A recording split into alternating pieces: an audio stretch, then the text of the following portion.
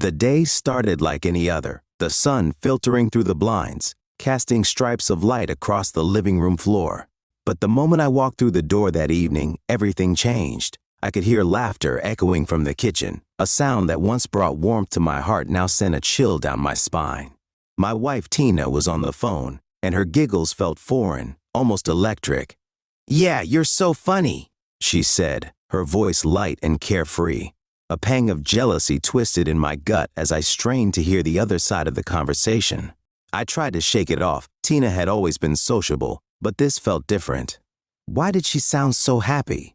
I decided to play it cool and walk past the kitchen, pretending to grab a snack.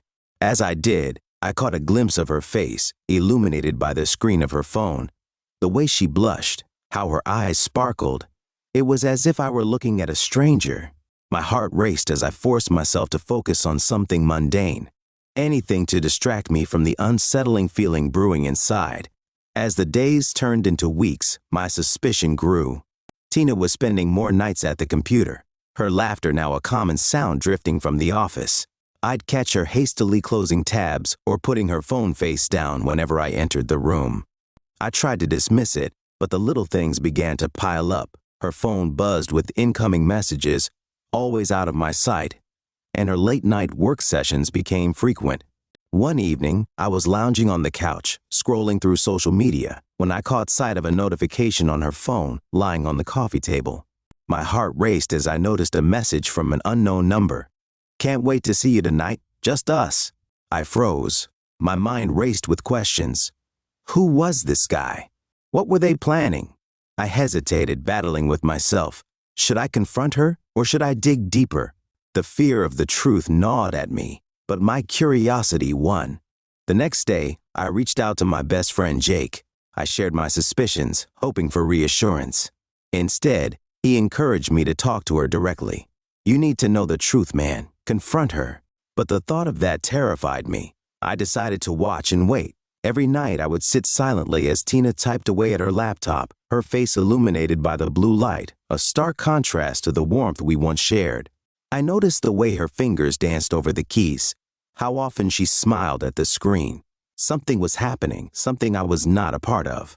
The following week, I finally made my move. Late at night, while she was in the shower, I snuck into her office. I felt like a burglar in my own home, but desperation drove me. My heart pounded as I powered on her laptop, praying I wouldn't get caught. After a few minutes of fruitless searching, I found her email open. It was a goldmine. Messages flooded my screen, each one more shocking than the last. "I can't stop thinking about you," one read. "Tonight was amazing. Can't wait for the next time," another said. I felt sick. My stomach twisted as I scrolled through the messages, each one revealing a web of betrayal. Tina had been talking to different men for months, maybe even years. I felt the blood rush to my head as I read each intimate detail. She was laughing, flirting, sharing her secrets with them, things she never shared with me. Each message was like a dagger, piercing deeper into my heart. I couldn't just sit back and let this slide. I needed to act. That night, I made my decision. I would expose her. I wouldn't let her continue living this double life without consequences. I began planning meticulously, gathering evidence, creating a timeline of her deceit. My heart pounded in my chest, but a strange sense of empowerment washed over me. It was time to show the world who she really was. Little did I know, this was just the beginning. I spent the next few days consumed by a singular focus, gathering evidence. Each night after Tina went to bed, I would sneak back into her office, poring over her emails and social media accounts, carefully documenting her web of lies. With each new discovery, my resolve hardened. I was no longer the oblivious husband, I was a man on a mission. I took screenshots of every conversation, every flirty remark, every promise she'd made to these strangers. It was astonishing to see it all laid out in front of me, a timeline of her betrayal stretching over months. My heart raced with anger, disbelief, and a deep sense of betrayal. I had dedicated my life to her, and here she was, living a parallel existence that I knew nothing about. One night, while scrolling through her messages, I stumbled upon a particularly explicit exchange. My hands trembled as I read her intimate words describing encounters with someone named Mike. I could feel my blood boil. The way she spoke about him was filled with affection, with longing, words I had once thought were meant for me. The last message read, "Can't wait for our next adventure. You know how much I love our secret time together." I felt the walls of my world closing in. That evening, I called Jake again. I needed someone to talk to, someone who understood what I was going through. "I found everything," I confessed, my voice barely above a whisper. "She's been cheating on me for years with different guys. It's all right here." I heard the disbelief in Jake's voice as he asked, "What are you going to do with it?" "I'm going to expose her," I replied, my voice steadying as the words spilled out. "She can't keep living this lie. It's time the world sees who she really is." "Just be careful, man. This could blow up in your face," Jake warned. But I was beyond caution. I was fueled by a mix of rage and a desperate need for justice. The next day, while Tina was at work, I took the plunge and created a new social media account. I spent hours crafting a post, carefully choosing my words to strike the right balance between hurt and outrage. It had to be impactful, something that would force people to pay attention. As I typed, images of our life together flashed in my mind, our wedding day, anniversaries, and all the dreams we'd shared. But all of that now felt tainted. Finally, I hit post, and my heart raced as I watched the words appear on the screen. I included screenshots of her messages, a detailed timeline of her deceit, and a few well-chosen phrases about betrayal and heartbreak. The notification bell on my phone lit up with likes and comments almost immediately. I felt a rush of adrenaline mixed with nausea. In the days that followed, my post went viral. Friends, acquaintances, even strangers chimed in, expressing shock, disbelief, and anger. Some sided with me, sharing their own stories of betrayal, while others lambasted Tina for her actions. I reveled in the attention, but it was bittersweet. I couldn't shake the feeling that I was tearing down the life we had built together. Tina's reaction came sooner than I expected. One night, as I sat in silence scrolling through the endless comments, I heard the front door slam. I looked up to see her standing in the living room, her face a mixture of shock and fury. "What have you done?" she screamed, her voice echoing off the walls. "I've done what you should have done a long time ago," I shot back, my anger bubbling over. "You think you can just hide behind your lies? Not anymore." Her eyes narrowed, and I could see the gears turning in her mind. "You don't understand the whole story," she yelled, but I wasn't interested in her excuses. I was done listening to her justifications for her actions. "Then tell me," I challenged, stepping closer. "Tell me why you felt the need to betray me. Was I not enough?" For a moment she looked vulnerable, the facade of confidence slipping. "It's complicated," she murmured. But I wasn't in the mood for vagueness. "I deserve to know," I pressed, my voice steady. "You owe me that much after everything." Tina's expression shifted, and she took a deep breath as if bracing herself for the inevitable storm. "I was lonely, okay? You were always busy with work, and I felt neglected. It just happened." I felt like I had been punched in the gut. Her words stung, but they didn't break me. I had already seen through her lies. "So you thought cheating was the solution? Justifying your betrayal with excuses?"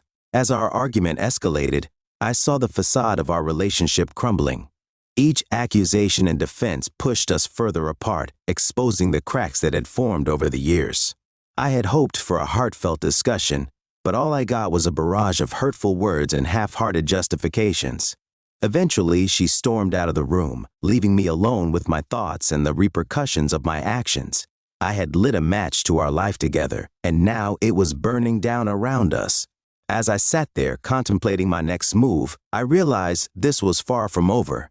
I had exposed her, but the real battle was just beginning. I would not rest until the truth was known. The next few days felt like a whirlwind. My post had exploded across social media, and the fallout was overwhelming. Friends who I thought I could trust reached out, expressing their sympathy and disbelief, while others had no problem taking sides. Tina was a ghost in our home, avoiding me and staying locked in her room for hours. I'd catch her on her phone, hastily typing responses, the glow of her screen reflecting the turmoil in her eyes. The silence between us grew heavy, filled with unspoken words and accusations. Then came the call from her mother.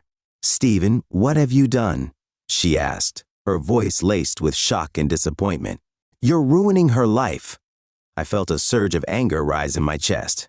She ruined my life first, I replied coldly. As the days passed, I started receiving private messages from people I barely knew. Some were supportive, but others were cruel. How could you do this to her? One person wrote. I fought the urge to respond. They didn't know the truth. They hadn't seen what I had seen. The breaking point came when I received a message from one of the men Tina had been involved with. He taunted me, claiming she had told him I was a terrible husband. My blood boiled. I took a screenshot of his message and posted it online, exposing him as well. I wanted everyone to know the truth, not just about Tina, but about the web of lies surrounding her. That night, Tina finally confronted me. You think this is going to solve anything? You're just making it worse, she shouted, her voice rising. Worse for you or for us? I shot back. You've made your choices, and now everyone knows. Do you really think this will help you? It's only bringing you down, she spat, her eyes blazing with anger. I stood my ground. You made this choice. I'm just exposing the reality. As she stormed out again, I felt a mix of triumph and regret.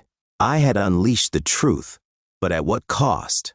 Our life, once vibrant and full of love, was now reduced to a battlefield. I could only hope this path would lead to some semblance of closure, but for now, it was just chaos. I knew I had to brace myself for what was coming next. The consequences were just beginning to unfold. The days blurred into a haze of chaos and confusion. Tina and I were caught in a storm of accusations and revelations. The fallout from my post had spread far beyond what I had anticipated. Our friends were torn, some choosing to rally behind me, while others reached out to her in an attempt to understand her side of the story. One afternoon, as I sat on the couch scrolling through the comments, I received a message from Jake. Let's meet up. You need to talk, it read. I felt a pang of relief. I could use a friend. When we met at our usual diner, Jake looked serious. What's your plan now? He asked, sipping his coffee. I sighed, the weight of my actions settling on my shoulders. I thought exposing her would feel liberating, but it's just made everything worse. Have you heard from her? He pressed. Just the usual accusations. She claims I'm ruining her life, I replied, running my fingers through my hair. But how can she say that after what she's done? Jake leaned in, his expression serious. You need to decide what you want. Is this about revenge, or do you want to move on? His words struck a chord. I realized I was so consumed with exposing Tina that I hadn't thought about my own healing. I needed to take back control of my life. I don't want revenge. I just want to move on, but it feels impossible. That night, I decided to go out for a walk. As I strolled through the quiet streets, I reflected on everything. I missed the small moments we used to share, the laughter, the late-night talks, the dreams we had for our future. But now, those memories were tainted by betrayal. Back home, I found Tina sitting on the couch, her face buried in her hands. We need to talk, she said quietly. I hesitated, my heart racing. This was the moment I had dreaded and anticipated. I'm sorry, she began, her voice trembling. I never meant for any of this to happen. Then why did you do IET? I shot back, my anger flaring up again. You chose to betray me, Tina. You could have come to me, but you didn't. I was scared, she admitted, tears streaming down her face. I felt so alone, and I didn't know how to reach out. I thought I could find happiness somewhere else. Her confession hit me like a brick. I had never expected her to take responsibility. You think that cheating would make you happy? Did you even care about what it would do to us? I did care, she insisted. But I was selfish. I got lost in it all, and now I see how wrong I was. I just want a chance to explain. I studied her, torn between anger and a glimmer of empathy. Maybe there was more to her story. Then explain, I said, my voice calmer. As she poured out her feelings, recounting the loneliness and despair that had led her to seek attention elsewhere, I felt a strange mix of emotions. Part of me wanted to forgive her, to believe that we could find a way back to each other. But another part of me couldn't forget the betrayal. I don't know if I can forgive you, I said finally. But maybe we can start by being honest with each other.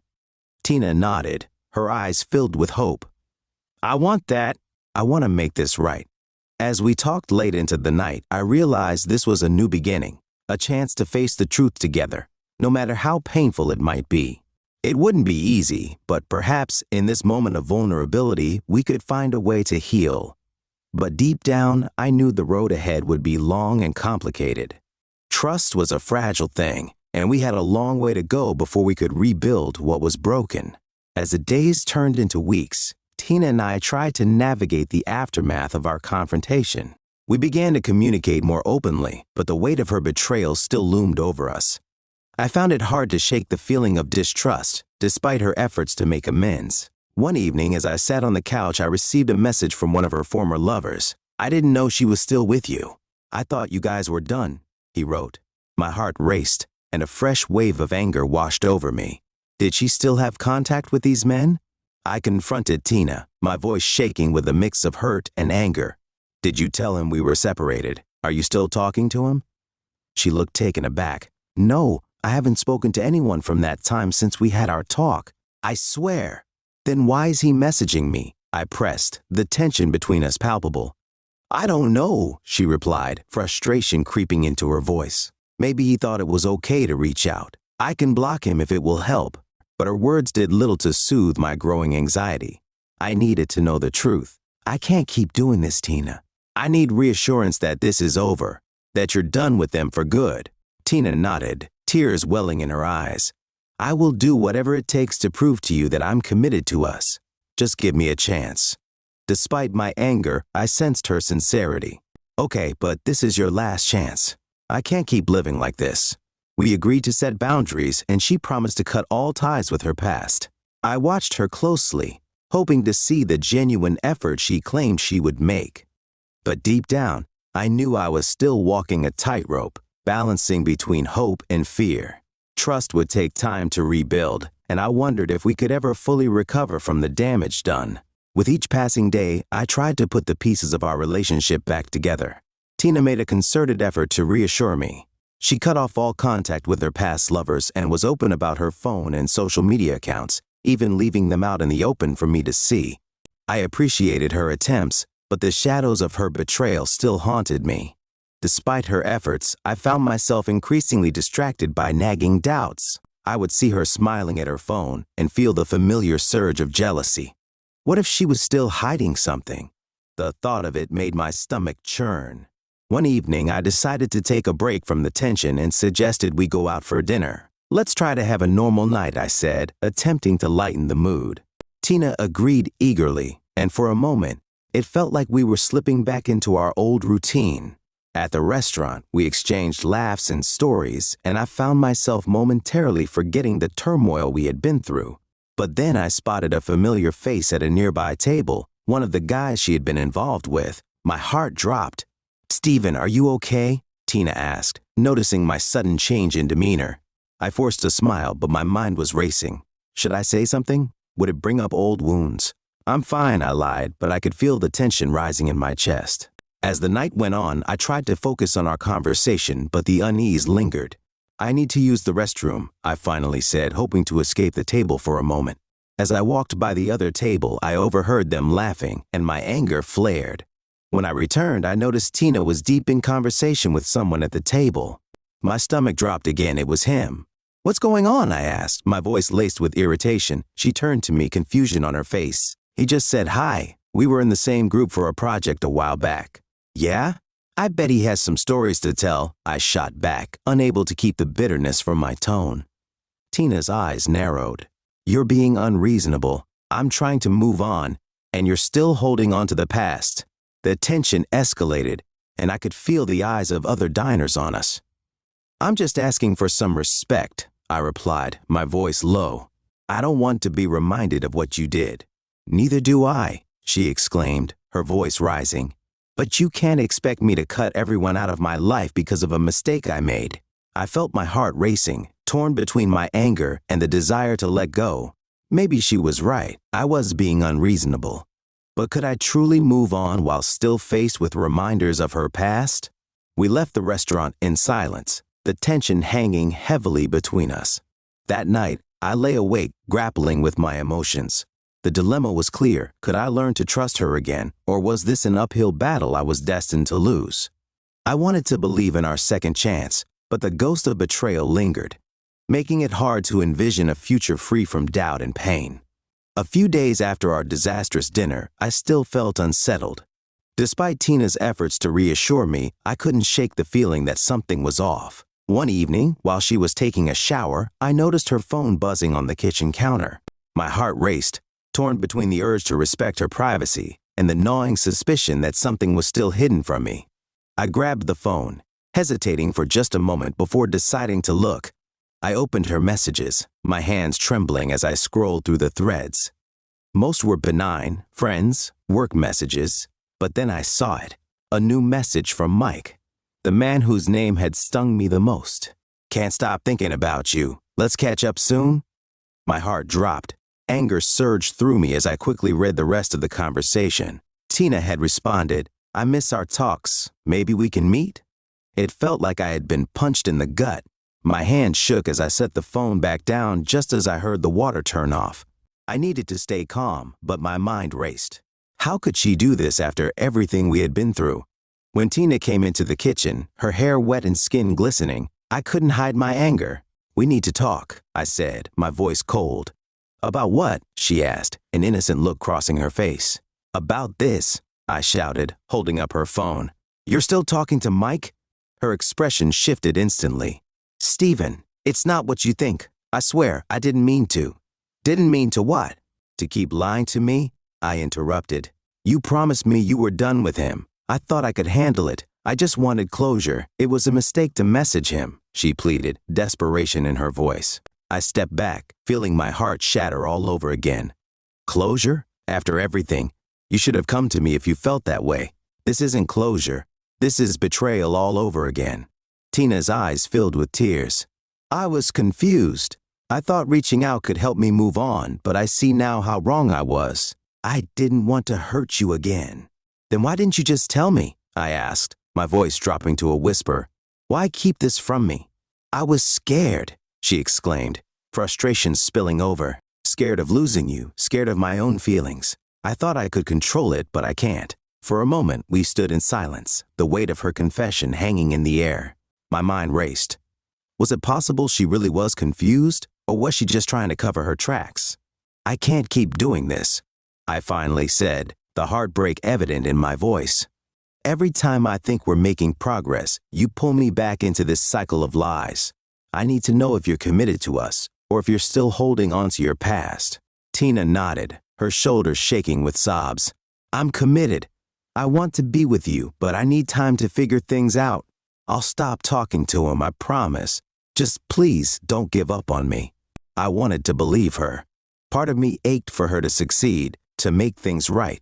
But the other part, the part that had been wounded so deeply, demanded answers. Time. "How much time do you need? Because I don't think I can keep waiting and hoping you'll change." "I'll cut all ties, I swear," she said, desperation lacing her voice. "But I need you to trust me again. Give me one more chance."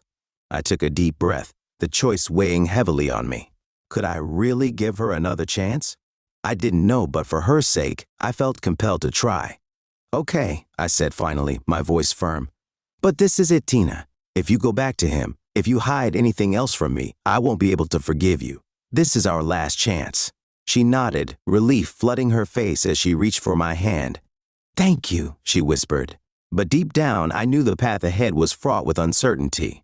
I had given her a chance, but could we truly rebuild from the ashes of betrayal? Only time would tell.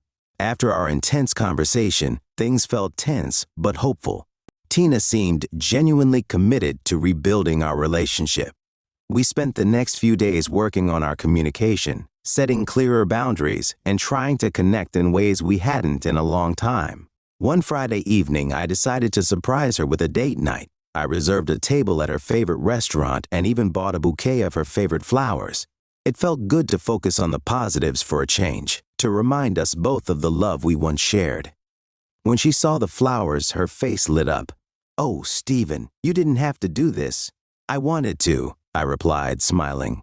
"I think we need to remember what brought us together in the first place." Dinner started off well. We talked, laughed, and even reminisced about our early days together. But as the evening wore on, I couldn't shake the lingering doubts in the back of my mind. Would I ever truly be able to forget what she had done? As we finished dessert, Tina looked at me with sincere eyes. I really appreciate this, Stephen. I know things have been rough, but I want us to be happy again. I took a deep breath, wrestling with my emotions. I want that too. But I need to know you're not just saying it to appease me. I need to feel it. I understand, she replied, her voice steady.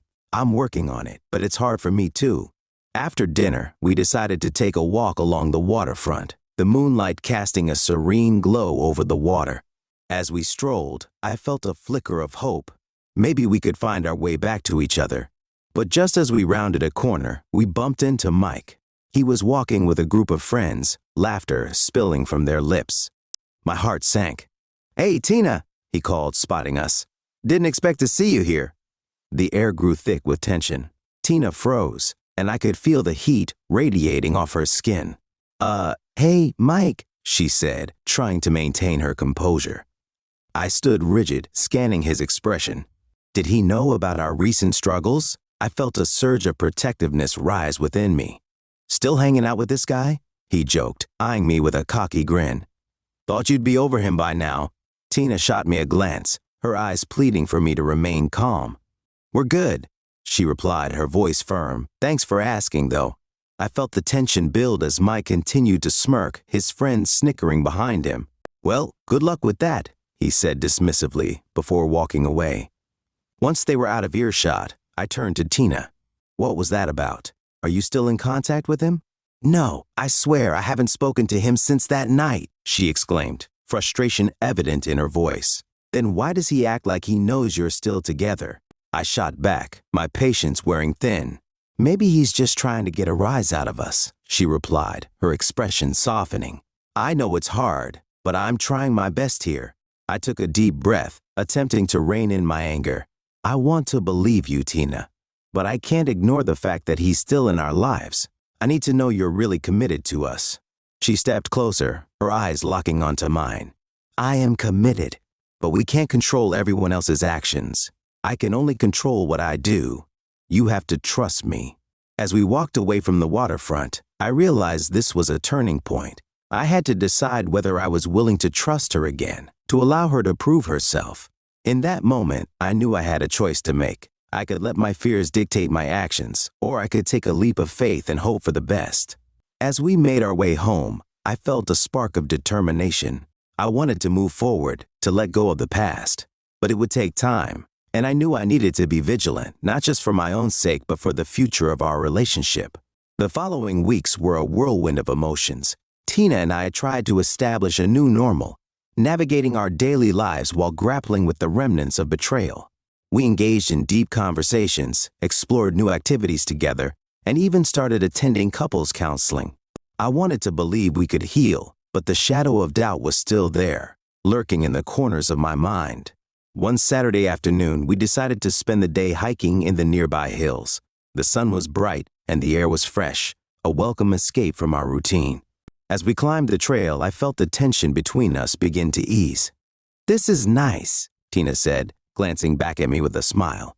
"It feels good to get away from everything for a while." "Yeah, it does," I replied, forcing a smile in return. Halfway up the trail, we reached a lookout point with a breathtaking view of the valley below. I took a deep breath, trying to soak in the beauty of the moment. "Look at that," I said, pointing. "It's incredible." Tina joined me at the edge, her eyes sparkling with appreciation. "This makes me feel so alive," she said, leaning against me. In that moment, I wanted to forget about our past and focus on the present. I wrapped my arm around her shoulder, and we stood there in comfortable silence, allowing the tranquility of nature to wash over us. But as we began our descent, my phone buzzed in my pocket. I pulled it out to see a message from Jake. "Did you see the latest post from Tina's old friends? They're still gossiping about what happened." My heart sank. "Great," I muttered, pocketing the phone again. "What's wrong?" Tina asked, concern etched on her face. "Just some messages from Jake," I replied, trying to keep my tone neutral. "Nothing important." But as we continued walking, I couldn't shake the feeling that our past was still haunting us. I knew it wasn't fair to let outside opinions affect us, but the gossip was everywhere, and I could feel it creeping into our lives again. Later that evening, we returned home, and I found myself scrolling through social media. I hesitated, then opened Tina's account. There it was, a post from one of her old friends, filled with vague references to her past mistakes and heartbreaks. The comment section exploded with judgment and speculation.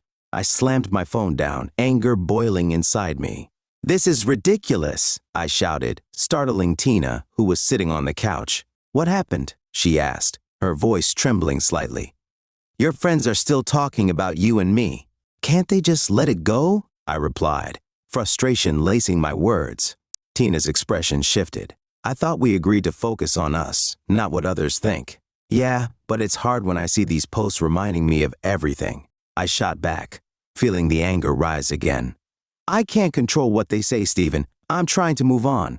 "I know, but it just feels like we're living in the past." I took a deep breath, trying to calm myself. "It's like every time I think we're making progress, something pulls us back." Tina looked at me, her eyes filled with understanding. "Then let's stop letting them control our narrative. We can't change what happened, but we can change how we respond to it." Her words struck a chord. "You're right," I admitted, feeling a sense of clarity. "I don't want to be defined by your past or by other people's opinions. I want us to write our own story." "Exactly," she replied, a small smile forming on her lips. "Let's focus on us, our healing, and what we can build together." As we sat together, I felt a renewed sense of determination. We couldn't erase the past, but we could create a new future, one built on trust, honesty, and our commitment to each other. I knew it wouldn't be easy, but I was willing to fight for it. With Tina by my side, I felt ready to confront whatever challenges lay ahead. Together, we could create our own narrative, and this time, it would be one of resilience and love. As summer rolled into full swing, Tina and I focused on rebuilding our lives together.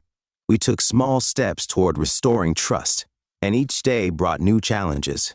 But something in me felt stronger. I had finally begun to accept that we were both imperfect, flawed individuals who had made mistakes. One evening, we planned to meet up with friends for a barbecue. It was a chance to reconnect with our social circle and distract ourselves from the weight of our past. I was excited, but a nagging doubt lingered. What if one of them brought up the past? What if it turned into another awkward evening? As we arrived, I felt a mix of anticipation and anxiety. The backyard was filled with laughter and the smell of grilled burgers, and for a moment, I allowed myself to relax. We greeted our friends, and the evening unfolded pleasantly. Around the fire pit, the conversation flowed naturally. We reminisced about old times, joked about shared experiences, and even played some party games. I found myself laughing more than I had in weeks, and I could see the spark in Tina's eyes as she engaged with our friends. But as the night wore on, Mike showed up, and my heart sank. He swaggered in with his usual charm, the kind that had drawn Tina in before. My stomach churned as I watched him flirt with everyone, his presence a stark reminder of our struggles. "Hey, Tina," he called, his voice oozing casual confidence. "Long time no see. How's life treating you?" Tina smiled, but I could see the tension in her shoulders. "Hey, Mike, it's good. Just busy with work and life, you know?" I tried to focus on the conversation happening around the fire, but I felt my gaze drawn back to Tina and Mike. They exchanged pleasantries, but I couldn't help but notice the slight familiarity in their interactions. "Remember that time we all went to the beach?" He joked, laughter erupting from the group. "I still have that picture of you two in the water. Classic." I clenched my jaw, feeling the heat rise in my chest. Tina's eyes flickered toward me, and I could see the apprehension in her expression. "I remember," she laughed, but there was a forced edge to it. "Those were good times." Just then, Jake, sensing the tension, piped up. "Let's leave the past in the past, right? We're all here to have fun." "Exactly," I chimed in, trying to diffuse the situation. "Tonight is about enjoying each other's company." But as the night continued, I felt my mood sour. Mike made several more comments, each one poking at old wounds. My irritation festered, and I decided I couldn't stay silent any longer. "Mike, can we not bring up the past?" I said, my tone sharper than I intended. Everyone fell quiet, eyes shifting between me and him. Mike raised an eyebrow, clearly unfazed. "Just having a bit of fun, man. Lighten up." Tina shot me a worried glance. "Stephen, it's fine. We're just reminiscing." No, it's not fine. We're trying to move on from that part of our lives, and it feels like you're rubbing it in my face. I snapped, feeling a mix of anger and frustration. Tina's expression turned serious. You're right, but it's not his fault. Let's not ruin the night. Maybe we should leave then, I suggested, my heart racing. If you're not comfortable, we don't have to stay. Tina sighed, a mix of disappointment and understanding crossing her face. I think I need to talk to him for a second, she said softly. Talk to him? I echoed, feeling my pulse quicken. Why? What more is there to say? Just let me handle this, she replied, her voice firm. As she walked away, I felt a storm brewing inside me. I knew she had to confront Mike, but the jealousy bubbled beneath the surface. I watched as she approached him, their conversation seemingly calm, but the tension was palpable. Moments later, I saw Tina shake her head, her expression tense. Mike laughed as he said something, but I couldn't hear the words over the pounding of my heart. Finally, she turned and walked back toward me, her face a mixture of frustration and relief. I told him to stop bringing up the past, she said, her voice steady. I didn't want to talk about it anymore. Did he listen? I asked, trying to keep my voice neutral. Yeah, he got the message, she replied, glancing back at the fire. But I think we need to leave soon. This isn't the atmosphere we need right now. As we gathered our things, I felt the weight of the night settle on my shoulders.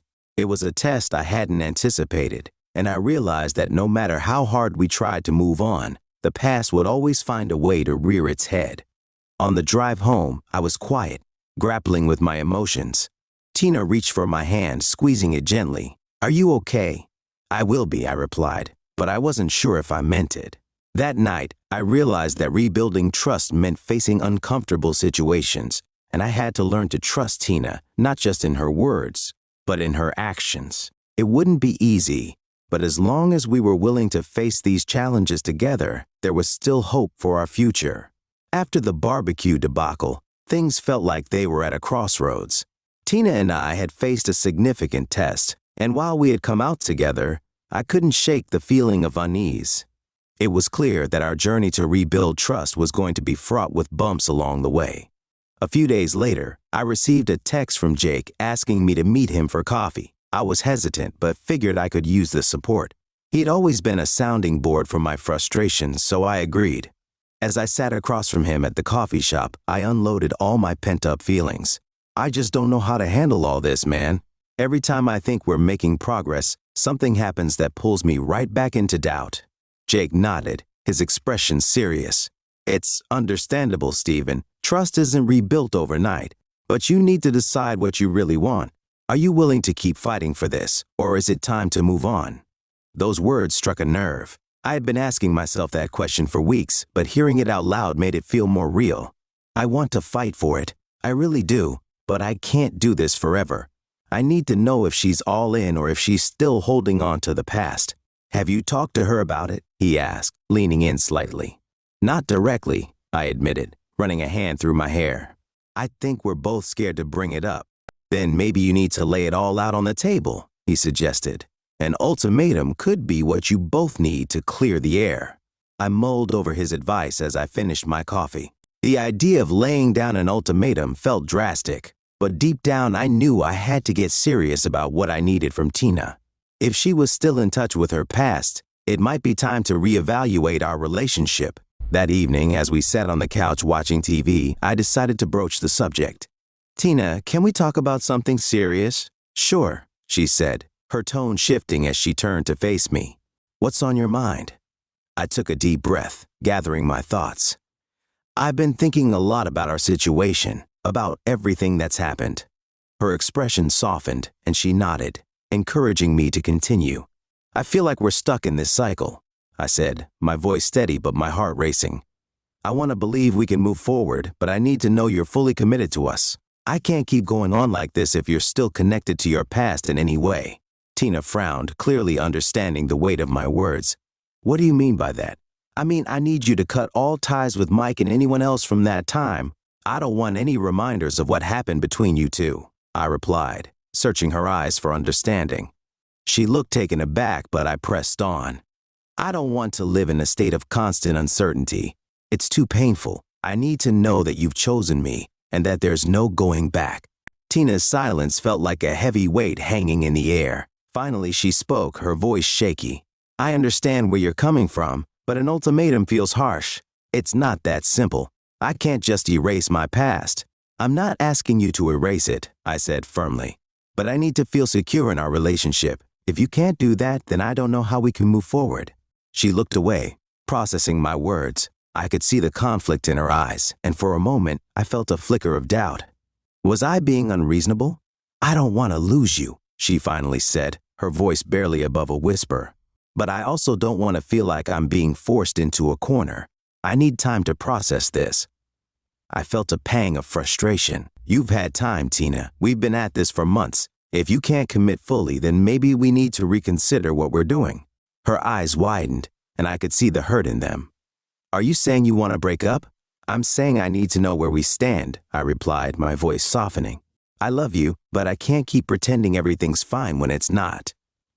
Tina took a deep breath, her shoulders shaking. I need to think about this. Can we take a step back for a moment? Of course, I said, trying to keep my voice calm despite the whirlwind of emotions inside me. But I need you to really think about it. We can't keep going in circles. We spent the rest of the evening in silence, the weight of the conversation hanging between us like a thick fog. I couldn't help but wonder if I had pushed too hard, but deep down, I knew it was necessary. As I lay in bed that night, staring at the ceiling, I realized that my relationship with Tina had reached a critical point. It was time for both of us to decide whether we could let go of the past and embrace a future together, or whether we were destined to remain trapped in the shadows of our mistakes. The days following our conversation felt heavy and fraught with tension. Tina and I avoided discussing the ultimatum I had laid out, but I could sense the underlying strain in our interactions. Each time we exchanged glances or shared a meal, there was an unspoken question hanging in the air. Where do we go from here? On the third day after our conversation, I decided I couldn't wait any longer. I needed to know if Tina had given my words any real thought. It was Saturday morning, and I woke up early, determined to confront the situation head-on. I found her sitting on the couch, a blanket draped over her lap, staring blankly at the television. Hey, I said softly, taking a seat beside her. Can we talk? Tina turned to face me, her expression weary but open. I've been thinking a lot, Stephen. Good, I replied, my heart racing. I need to know what you're feeling about everything, about us. She took a deep breath, her fingers fidgeting with the blanket. I understand why you said what you did. I really do. The last thing I want is for you to feel insecure in our relationship. That's exactly it, I said, hoping to keep the conversation constructive. I want us to feel secure, to feel like we're moving forward, but I need to know you're committed to leaving the past behind. Tina looked down for a moment, gathering her thoughts. I've realized that I've been holding on to my past, especially with Mike, as a safety net. It was a comfort in a way, something familiar. I nodded, feeling a mix of relief and concern.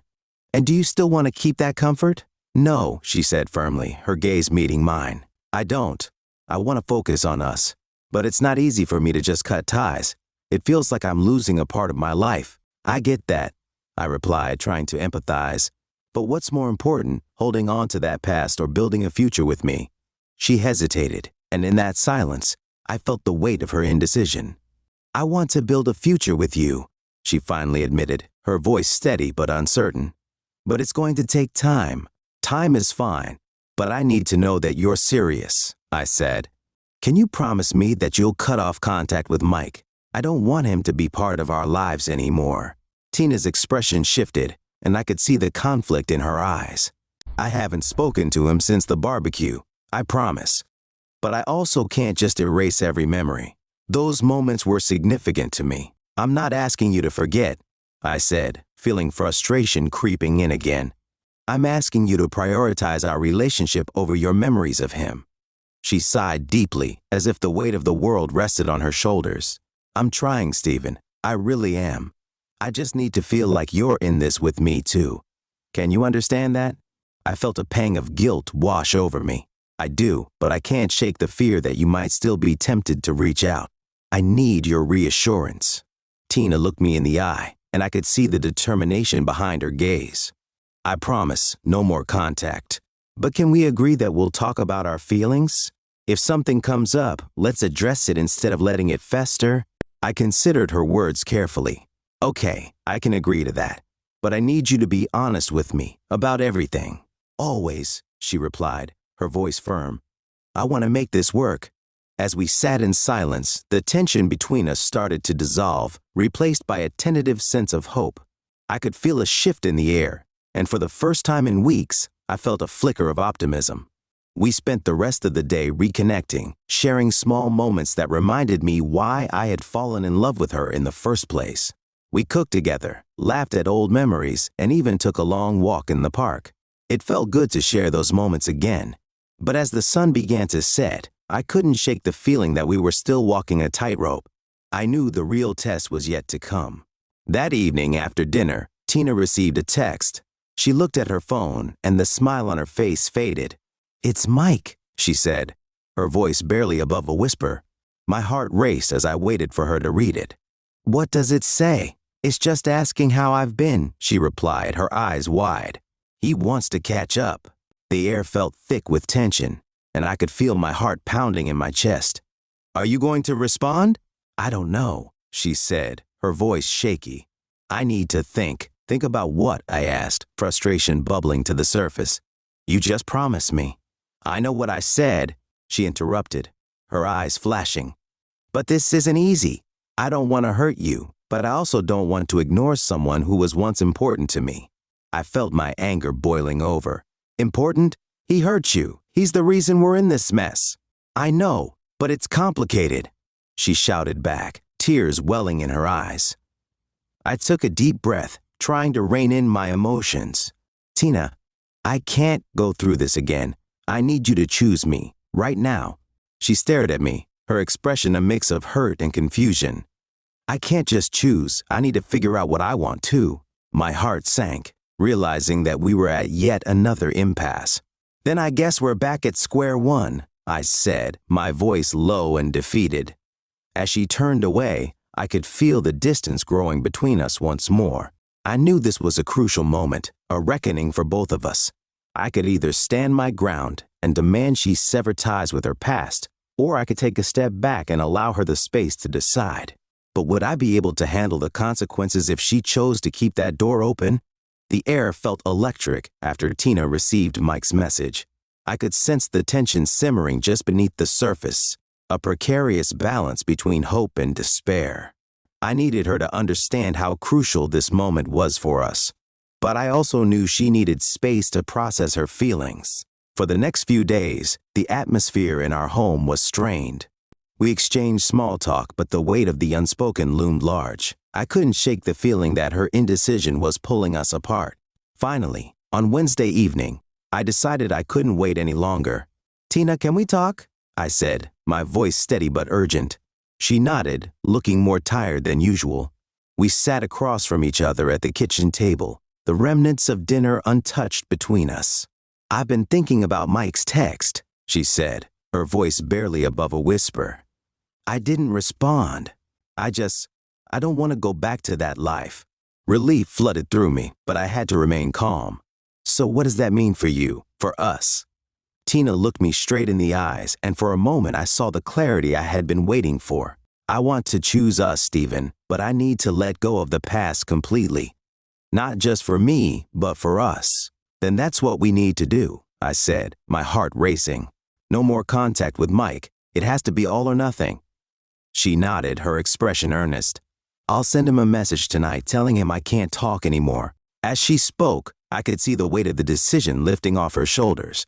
I reached for her hand, squeezing it gently. "Thank you for being honest with me. This is a huge step. Honestly, it scares me," she admitted, her eyes glistening. "But I want to face that fear with you." "Good. We're in this together," I replied, my voice filled with resolve. That night, Tina sent the message to Mike. I watched her type and hit send, my heart racing as she sealed our commitment with that single action. It felt monumental, a turning point in our journey. As she looked up at me, a mixture of relief and anxiety on her face, I knew we had taken a significant step forward. We weren't out of the woods yet, but at least we were finally moving in the right direction. In that moment, I felt a spark of hope reignite within me. We had faced the reckoning, and together, we were ready to embrace our future. The days after Tina sent her message to Mike felt like a breath of fresh air.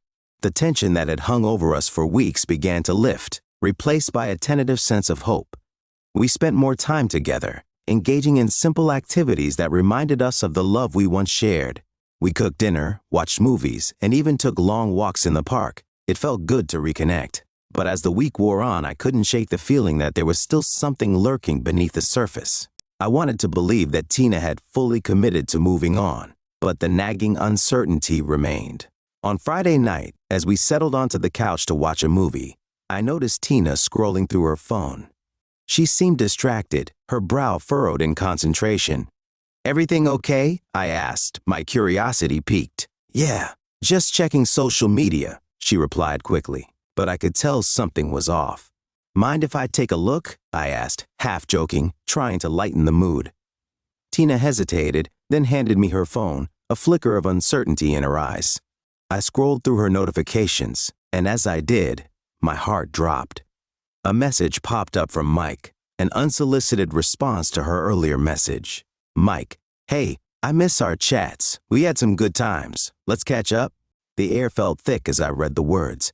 I handed the phone back to Tina, my heart racing. "You've got to be kidding me." "He didn't take the hint, did he?" "I didn't expect him to," Tina said, her voice low. "I thought I made it clear." "I'm sorry, Stephen." "Sorry?" I echoed, my frustration bubbling to the surface. "You told him you couldn't talk anymore, and now he's trying to pull you back in. This isn't okay."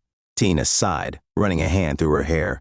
"I didn't respond to his last message. I swear, I just didn't want to deal with it." "But you're still allowing this to happen," I said, feeling the anger rise in me. "This is exactly what we agreed not to do. We need to shut this down for good." "I know, but it's not easy," she cried, tears pooling in her eyes. "I'm trying to navigate this too. I don't want to hurt him, but I also don't want to lose you." "Then make a choice, Tina," I said, my voice rising. "You can't have it both ways. Either you cut ties with him completely, or we can't move forward. Why do you always have to push me?" She snapped back, her frustration matching mine. "I'm doing my best here." "Your best isn't enough if it means keeping that door open." I shot back, my heart racing. We fell into a tense silence, the air thick with unspoken words. I felt my anger slowly fading, replaced by a deep sadness. I could see the hurt in her eyes, and it tore at me. "I don't want to lose you," Tina finally said, her voice breaking. "But this is hard for me. Can't you see that?" "I know it's hard," I replied, my voice softening. "But this is what it comes down to. If you truly want to be with me, you have to let him go.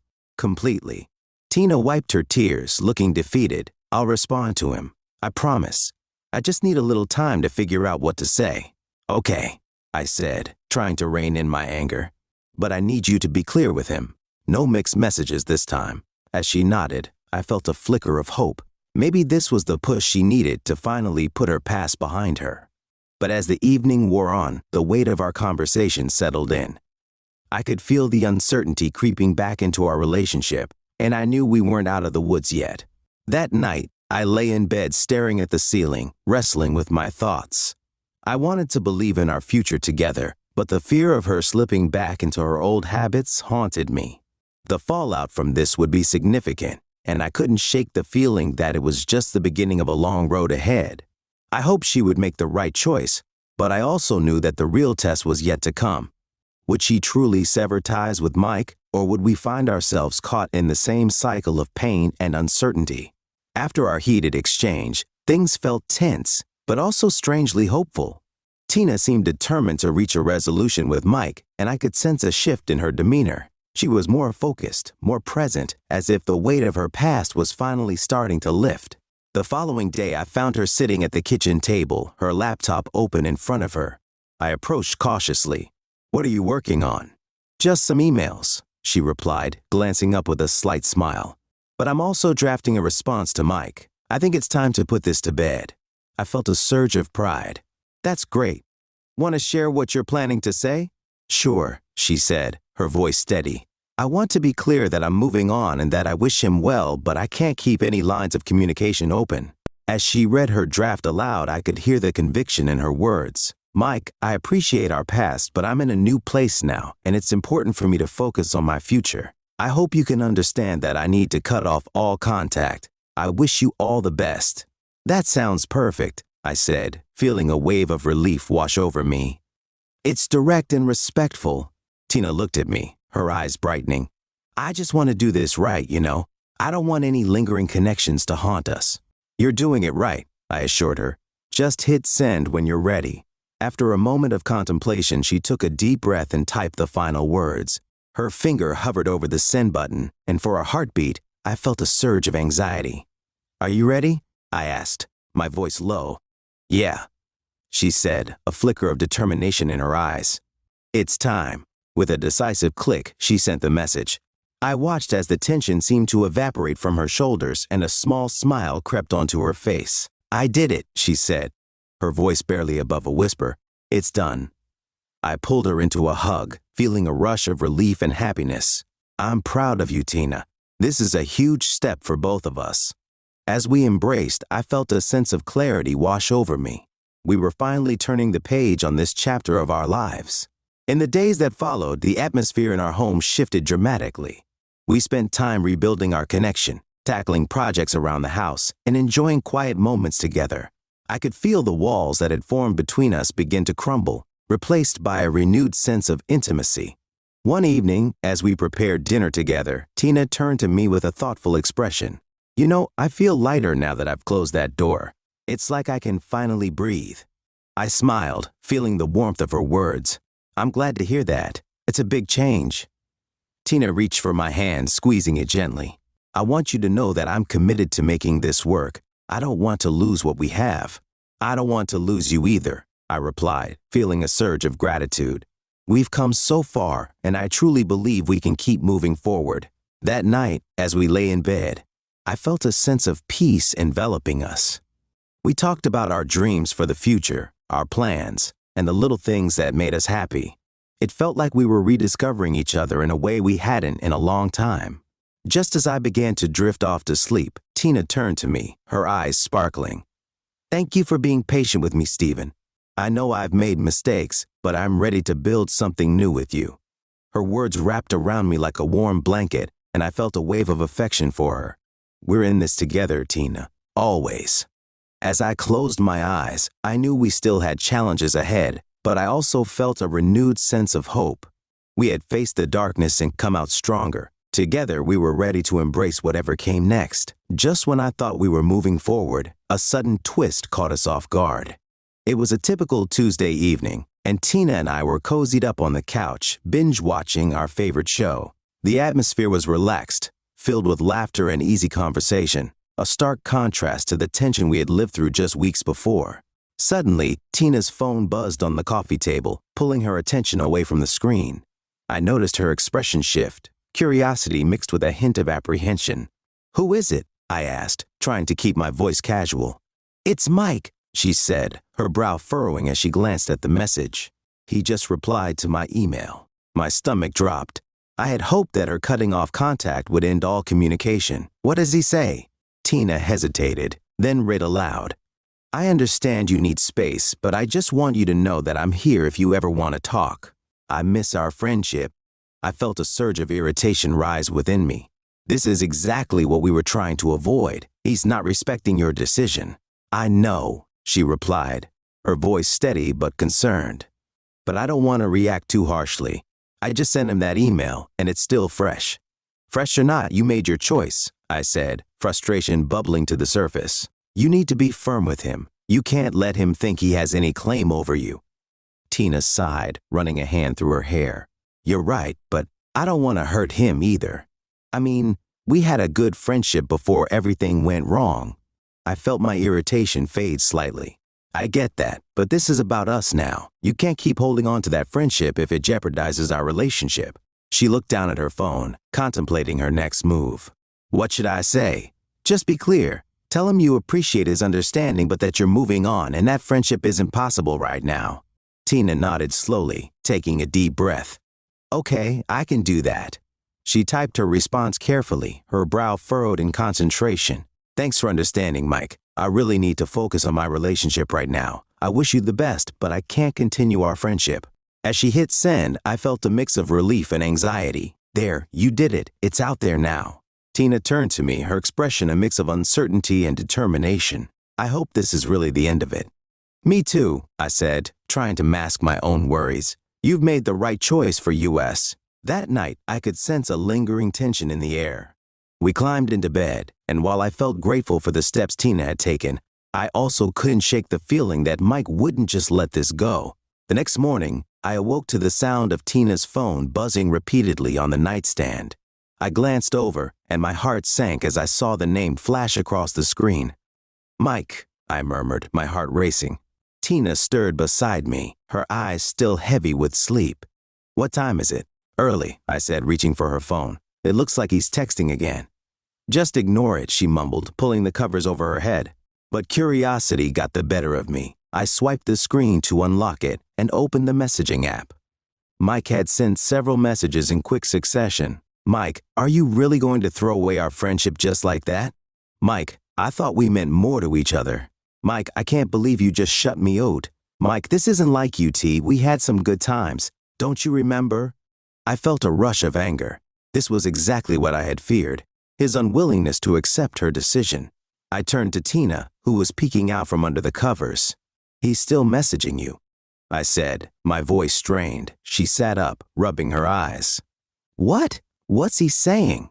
I read the messages to her, and I could see the color drain from her face.